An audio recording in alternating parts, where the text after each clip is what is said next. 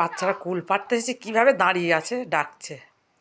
হ্যাঁ ওইভাবে দাঁড়িয়ে দাঁড়িয়ে ডাকতে হয়। হ্যাঁ আমাদের কুল গাছে হাত দিবি না, বলু রেগে যাচ্ছে। দেখ বলু কিভাবে দাঁড়িয়ে আছে, দেখ, দেখতে পাচ্ছিস তো? হ্যাঁ বলো কুল বড় হলে তারপরে খেতে আসবে, বলে দাও। বলো দাদা তোমরা কুল খাবে পরে, বড় হোক। পিছনে একটা কুল গাছ আছে, বাচ্চারা সেই পাঁচিলের উপর দিয়ে কুল পাড়ে। ও এখান থেকে কীভাবে দেখছে, দেখো এই যে, দেখো এটা কি দাঁড়ানো, আবার রাগেতে কাঁপছে। বলু কি, নাম নাম নাম নাম নাম নাম নাম, ওরম দাঁড়ায় না, পায়ে লাগবে, চলে এসো চলে এসো।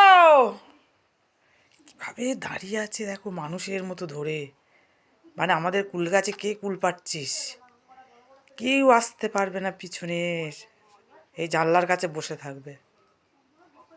কেউ আসলে বুঝতে পারি যে আমাদের ঘরের পিছনে কেউ এসেছে। চলে আসো চলে এসো চলে এসো, আসো। ওরা পারছে, বড় হোক তারপরে পারবি, বুঝলি?